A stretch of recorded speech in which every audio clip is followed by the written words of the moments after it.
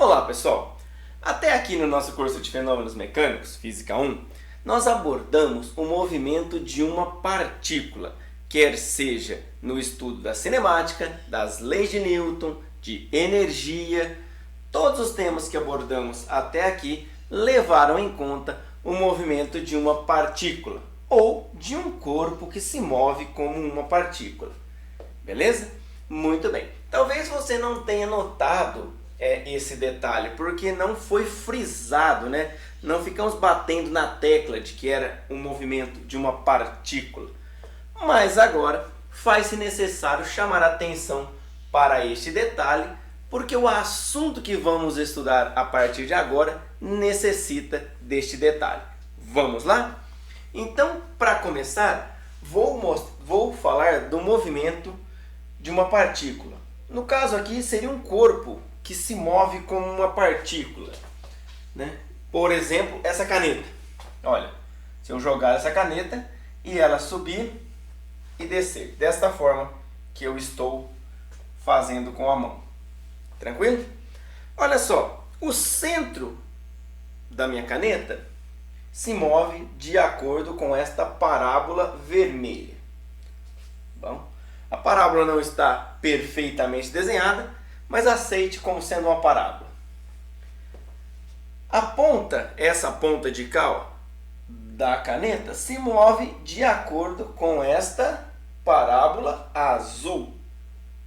Beleza? E essa outra extremidade aqui se move de acordo com a parábola preta. Beleza? Ou seja, qualquer parte do corpo que eu tomar fará o mesmo movimento. Essa sai daqui e vem até aqui. A ponta que sai de uma distância um pouco mais para cá, vem até um pouco mais para cá. E tá tudo certo. Beleza? Todos os fenômenos que acontecem no estudo do pé da caneta, acontecem no estudo do meio da caneta, que acontece no estudo da ponta da caneta. Beleza? A gente costuma dizer que as partículas se movem solidariamente, ou seja, uma em solidariedade à outra, né? Se movem juntinhas. Muito bem. Agora, vamos tomar um outro exemplo. Este exemplo aqui, ó, o exemplo de duas bolinhas presas por uma mola. Elas podem fazer isso aqui. E mais, ao jogar isso aqui, eu posso não jogar igual eu joguei a caneta assim. Eu posso fazer isso aqui, ó, né? Quando eu fizer isso, ele vai girando. Correto? Aliás, não é bom fazer isso com uma faca, né? Pelo menos não se tiver alguém para pegar do outro lado, porque pode ser bem perigoso, né? Mas enfim, brincadeiras à parte, olha só, o meu corpo está indo e girando. Deixa eu até pegar, acho que essa caneta vai ser mais fácil. O corpo está aqui, né? Até pus a tampinha verde e o pezinho preto. Olha só, vai girando. Aqui, além de girar, ela esticou. Aqui ela encolheu e girou mais um pouco. Esticou um pouquinho, continuou girando. Esticou mais um pouco, continuou girando. Tá vendo? Olha como é um movimento que pode ser complexo de ser estudado. Se formos acompanhar o movimento de uma das bolinhas, eu vou fazer isso para a bolinha verde. Olha o que nós teremos. Faz aqui, aqui. Olha, eu não sei que movimento é esse, mas com certeza não é uma parábola, né?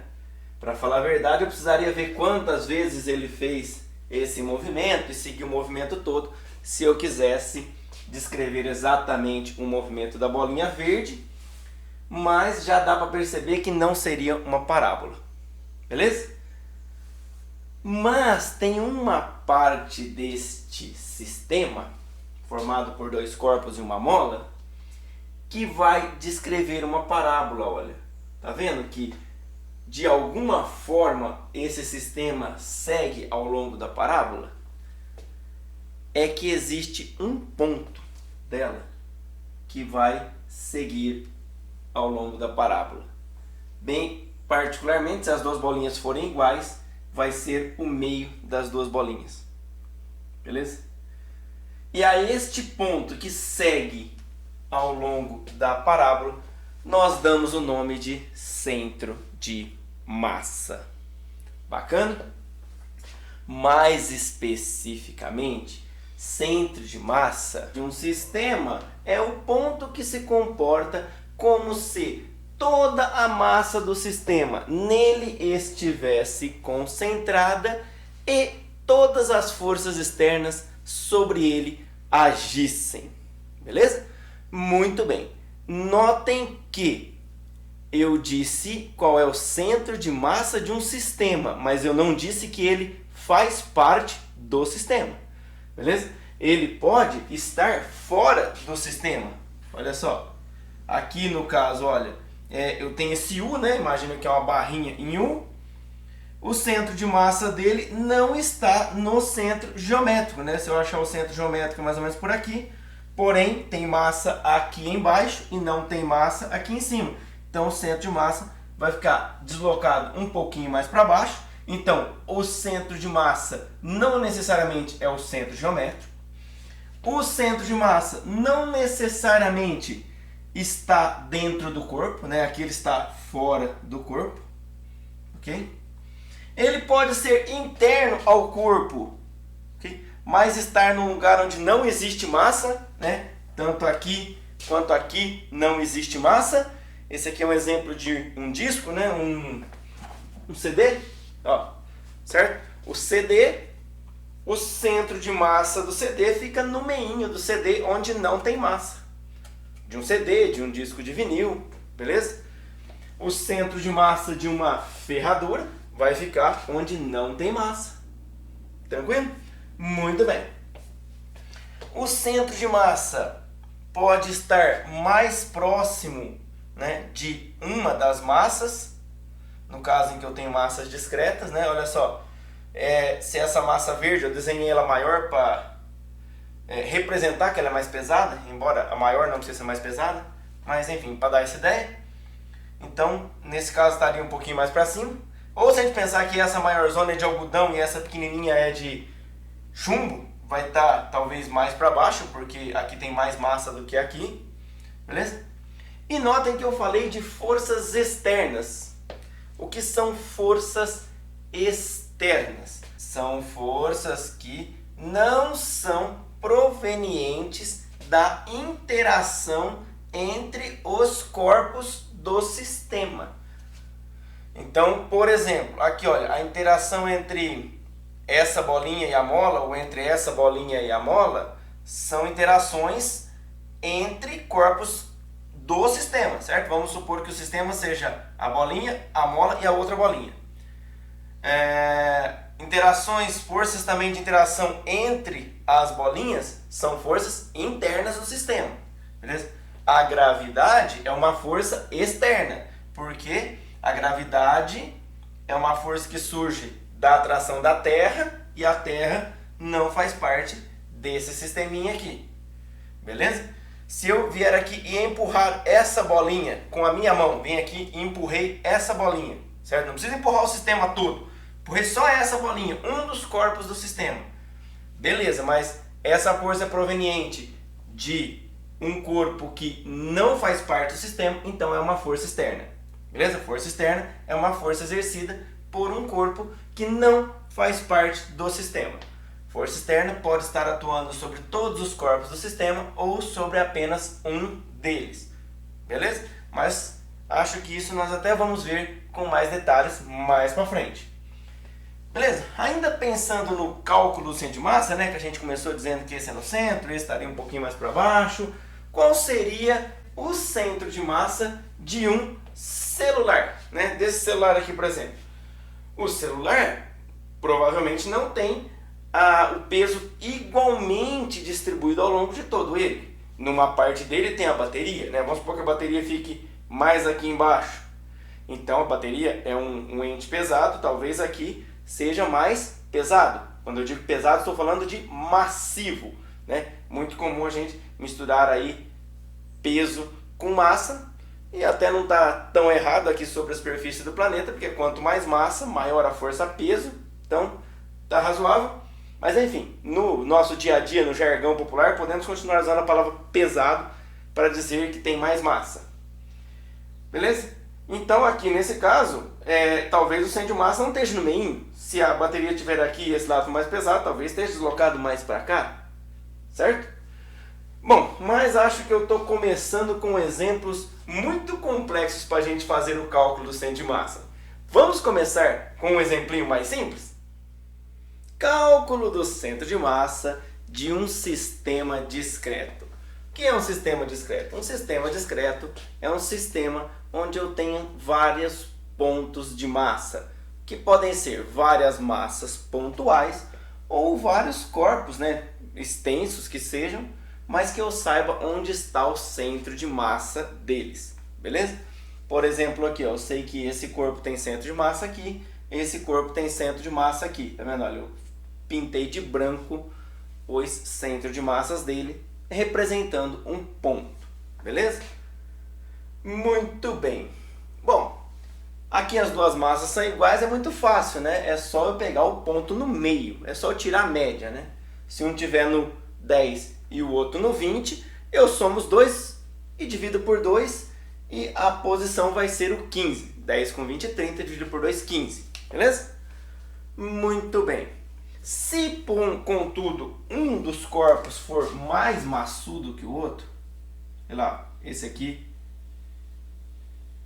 vou fazer ele um pouquinho maior para indicar que ele tem mais massa, beleza? Não significa que o maior tem mais massa, mas eu vou dizer que eles têm massa M1 e M2. Aliás, o maior pode até ter massa menor. Mas para indicar que eles têm massas diferentes, beleza? Bom, enfim, se a massa M1 for maior que a M2, o centro de massa vai ficar mais deslocado para lá, não vai? Se a massa M2 for maior que M1, o centro de massa vai ficar deslocado para cá, mais perto de M2, correto? Se a massa M1 for desprezível, o centro de massa vai ser praticamente M2. Se a massa M2 for desprezível, o centro de massa vai ser praticamente M1. Por exemplo, o centro de massa formado por uma pessoa, um ser humano e a Terra. Beleza? Por maior que seja a massa deste ser humano, é uma massa muito pequena comparada à massa da Terra. Então, o centro de massa de uma pessoa e a Terra, mesmo que a pessoa não esteja na superfície da Terra, vai ser o centro da Terra. Certo? Ou seja, eu vou tomar apenas o centro de massa da Terra e esquecer a pessoa neste cálculo.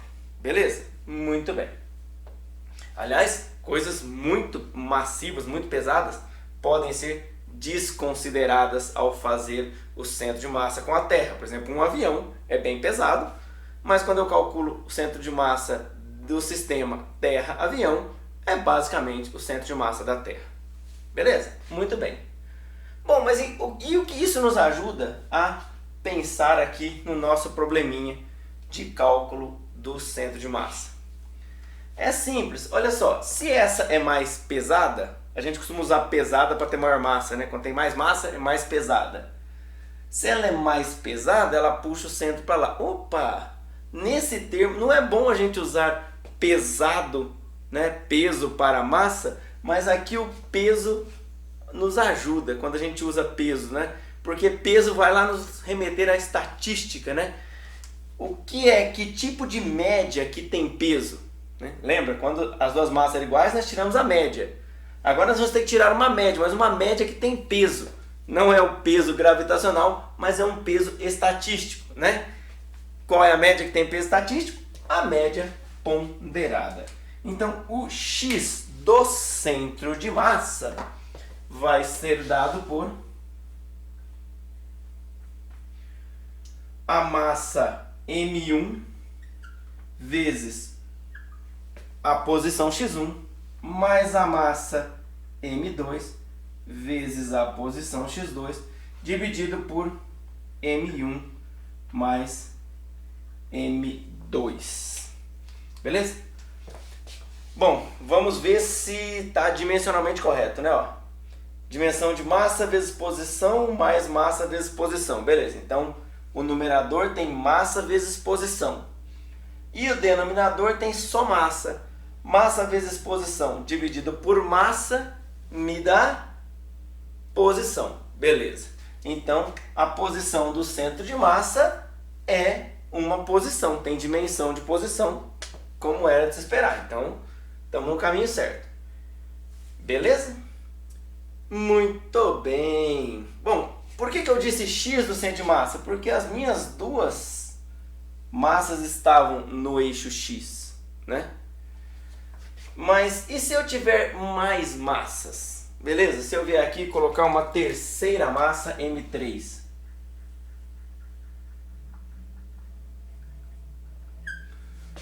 Numa posição, em x vai ser x3. Bom, eu venho aqui e somo mais M3, x3, e aqui embaixo eu ponho mais M3. Tranquilo? Se eu puser mais uma massa M4, M5, M6, eu vou somando. De modo que a gente costuma resumir, né, esta notação da seguinte forma. O x do centro de massa é o somatório em I de 1 até N de MI xi dividido pelo somatório em I de 1 até N de MI. Beleza? Pessoal, aqui ó, somatório das massas também costuma receber a notação em mão, massa total, tá? Isso também costuma ser escrito assim, olha. Somatório em I de 1 até N de MI xi dividido por emão, onde esse emão é igual ao somatório em I de 1 até N de MI, ou simplesmente a massa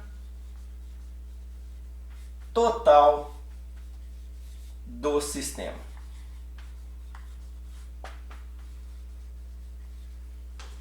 Beleza? Bom, mas agora que eu tenho massa no eixo X e tenho uma massa fora do eixo X, ou seja, o meu sistema está no plano XY, eu preciso de um X do centro de massa e de um Y do centro de massa. Beleza? Então, o meu Y do centro de massa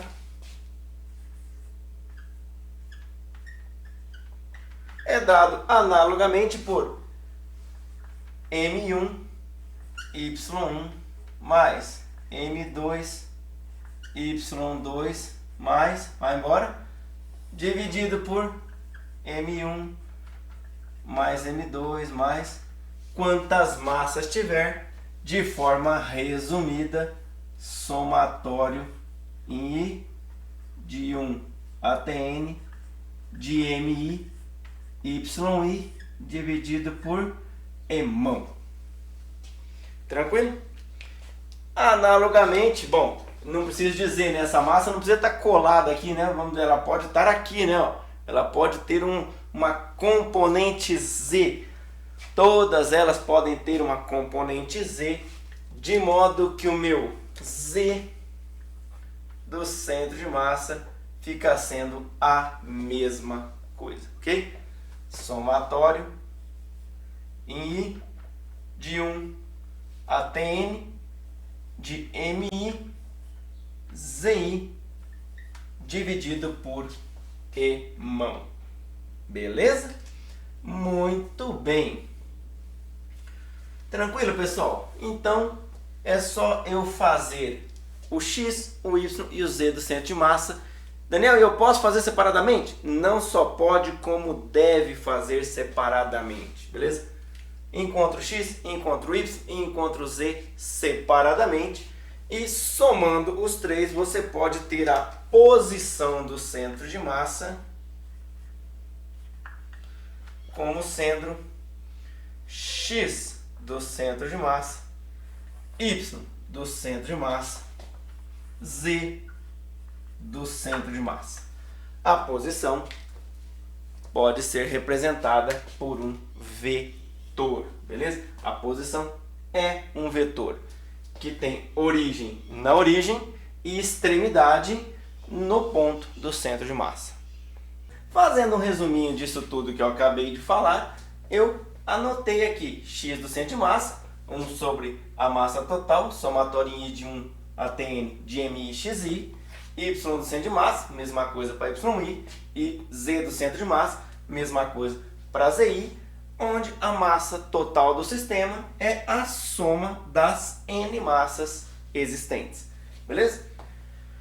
Chegamos também à conclusão que a posição do centro de massa pode ser escrito como esse vetor, que eu também escrevi em forma dos versores.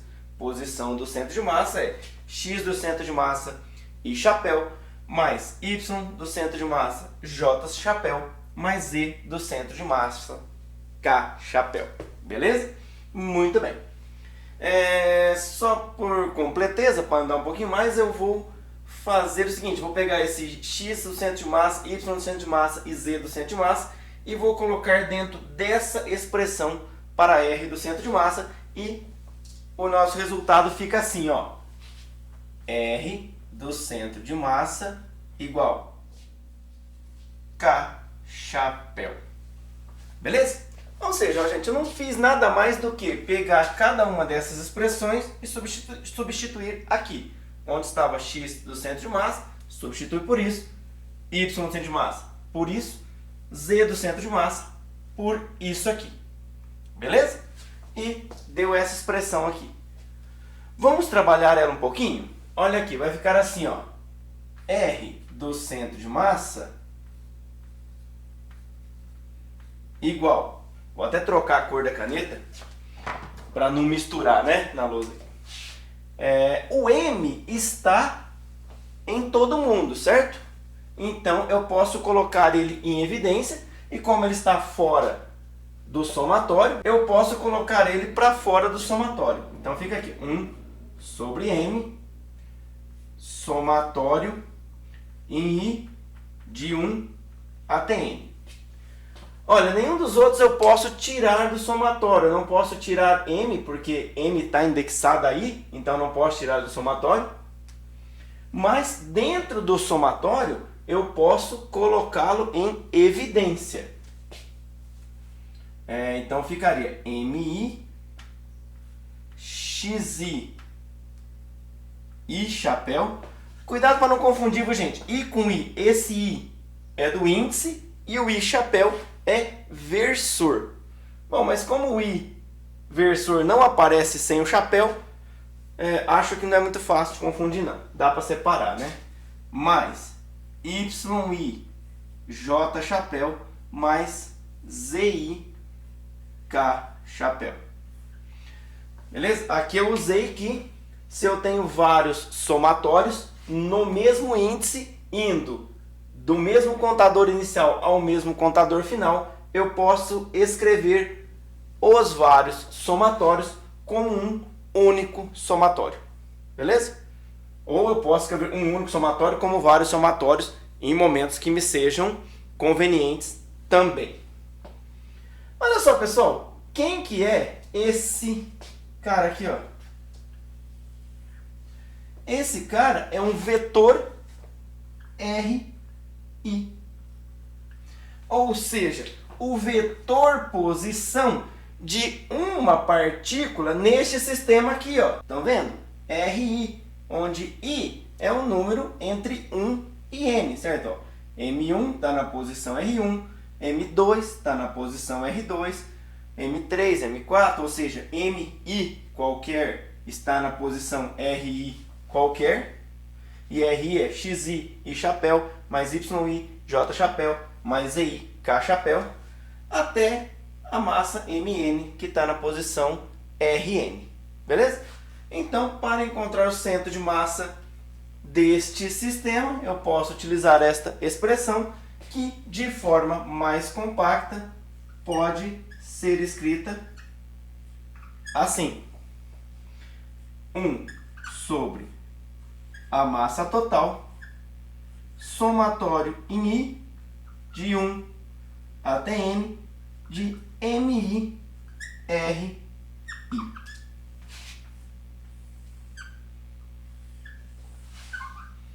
Beleza? Daniel, mas então eu não posso trabalhar como você fez na lousa anterior com X do centro de massa, Y do centro de massa, Z do centro de massa? Pode, tranquilamente. Vai ser equivalente, tá? As duas coisas são equivalentes. Essa expressão é apenas um resumo de todas essas aqui. Lembrando que a massa EMAN é o somatório das massas. Beleza? Muito bem. E assim a gente pode, então, encontrar o centro de massa de um sistema discreto. No caso que eu tenho um objeto massivo, né, um sólido, um objeto maciço, tipo uma batata, né, como é que eu faço para encontrar o centro de massa? Eu faço da mesma forma. Num sólido, eu somo as partes dele desta forma, só que eu faço essa soma de um jeito bem particular que eu vou mostrar para você na sequência. Cálculo do centro de massa para um corpo contínuo, né? Um sólido, uma pedra, uma batata, beleza? Vamos tomar como exemplo o nosso batatoide aqui, beleza? Muito bem. Pessoal, ó, o nosso batatoide está aqui. Como é que eu faço para somar com este formato, né? E fazer essa média ponderada? Um pouquinho difícil, né? Bom, primeira coisa que eu vou fazer é o seguinte: eu vou pegar esse meu corpo e vou partir em um monte de pedacinhos. Beleza? Pedacinho aqui, ó, um cubinho, né? Tranquilo? Vou pegar esse cubinho e vou pôr ele numa posição RI. Beleza? E esse cubinho vai ter massa MI. Tranquilo? Muito bem. Agora o que eu faço? Uma aproximação é o seguinte, olha. Eu vou pegar o meu corpo, vou picar em um monte de pedacinhos, de cubinhos, certo? Vou atribuir uma posição RI a cada um deles, beleza? Vetorzinho aqui, ó. Vou fazer esta soma, né? Essa média ponderada, e vou ter aproximadamente a minha posição do centro de massa. Por que aproximadamente? Bom, por vários motivos. Olha só, aqui no cantinho, quando eu dividir um cubinho aqui, ó, né? Eu faço aqui um outro cubinho, um outro aqui. Aqui no cantinho, ou eu vou fazer um e vai ficar para fora, ou eu vou fazer parar num antes e vai ficar um pedacinho sem eu levar em conta. Beleza? Então, na borda eu vou ter um problema. Outra coisa, ninguém me garante que este sólido é homogêneo. Tranquilo? Ele pode ser mais massivo de um lado, menos massivo do outro. Ele pode ser, sei lá, de espuma aqui de um lado e de cimento aqui do outro, né? Sei lá, um corpo que é colado de dois materiais diferentes. Ele pode ter uma densidade variável. Imagine que isso aqui seja um pedaço de um colchão, que aqui é de uma espuma bem levinha, né? Aquela espuma bem fofinha. E aí vai ficando mais densa, mais densa, mais densa, mais densa, mais densa, mais densa, mais densa, mais densa. E aqui é uma espuma densa mesmo, parece uma pedra, né? Então a densidade vai variar, né? Então vamos pegar um caso mais simples, que é dois materiais apenas, ó. De cá é espuma, de lá é cimento. Então, você concorda que este cubinho terá o centro de massa mais para lá. Se eu tomar o meinho dele como sendo o centro de massa, vai ser uma aproximação, correto? Se a densidade for variável, mais aproximada ainda. Tranquilo? Bom, então eu posso ter uma aproximação bem grande aqui no cálculo do centro de massa. Mas eu posso contornar isso diminuindo o tamanho da massa MI. Tranquilo? Não é isso? Eu vou diminuindo, em vez de eu fazer um cubinho desse tamanho, eu faço um cubinho menor, né? Ó, divido em pedacinhos menores. Ou cada vez eu posso dividir em pedacinhos cada vez menores. Tranquilo? Vai chegar uma hora que a caneta, o risco da caneta, já deu, né? O risco da caneta agora é maior que o pedacinho que eu queria fazer. Bom, eu não vou conseguir dividir em pedacinhos tão pequenos quanto eu queiro, mas no limite, e aí a gente conhece bem essa ferramenta, que é o limite lá do cálculo diferencial integral. No limite, eu vou ter o quê? Uma integral. Concorda? Somar infinitos pedaços de tamanho muito pequenininho, ou infinitos pedaços de tamanho nulo, né? Modo de dizer, né? Não existe tamanho nulo, mas tendendo a zero, é um limite que será essa integral. Beleza? Muito bem. O nosso RI, nesse caso, terá que ser substituído por uma posição, porque eu não posso ter infinitas posiçõezinhas dessa. Então, eu vou ter um R de x, y, z. Beleza? Que a gente costuma representar somente por R. Beleza? R, x, y, z, que na expressão costuma aparecer somente R. Tranquilo? Então, a posição do centro de massa será a integral. Opa, faltou 1 sobre m, né? 1 sobre m continua. Vamos lá, vamos pôr aqui, ó. 1 sobre m. Vou até trocar a cor, que está muito vermelha essa lousa já, né? Então, vamos lá. A posição do centro de massa será 1 sobre m, integral. Aí, pessoal, às vezes a gente tem até uma vontade natural, né, de querer fazer MDR. Por que DR? Porque sempre a gente integra na posição, né? Até aqui a gente sempre integrou na posição. A gente integra FDR para encontrar o trabalho, né? FDR também para encontrar a energia potencial. Então, pode surgir aí uma vontade intrínseca de querer fazer um DR. Só que é o seguinte, ó, presta atenção, um DR seria um vetor bem pequenininho aqui, ó, né? Um vetor infinitesimal. E não é isso que a gente tem. Porque a gente tem uma massinha pequena posicionada nesse ponto. Então, quem será o elemento de integração é a massa. Então, a gente pega o nosso R função dm. Beleza? R é uma função vetorial, beleza? Ou um vetor que depende de x, y e z. Eu não posso dizer que é um vetor, porque um vetor tem uma posição fixa, né? Então, é uma função vetorial. Para cada valor x, y, z que eu escolher, eu vou ter um vetor. Bacana? Essa integral pode ser um pouquinho difícil de resolver, tá? Tem uma análise vetorial que você tem que fazer aqui e tal. Se você não tiver muita habilidade com isso, você pode fazer separadamente cada um deles. X do centro de massa, 1 sobre m, integral de x dm, y do centro de massa, igual 1 sobre m, integral de y dm, e z do centro de massa,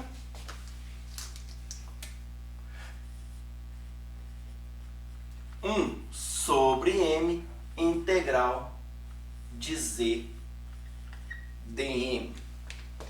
Beleza? Muito bem. Se esse corpo tiver uma densidade homogênea, perdão, uma densidade constante, né, se ele for homogêneo, eu posso trocar o meu dm por ρdv e obter expressões para o integral no volume, enfim. Muitas são as possibilidades que podem surgir daqui, mas nós temos que explorar cada uma delas de acordo com a simetria que eu tiver no problema, de acordo com as propriedades do meu problema, do problema que eu estiver atacando no momento. Beleza? A expressão geral é essa. Muito bem. E com isso a gente finaliza a teoria de cálculo do centro de massa para um sistema contínuo. Beleza? Já fizemos o discreto, já fizemos o contínuo. Encerramos então o cálculo de centro de massa. Beleza?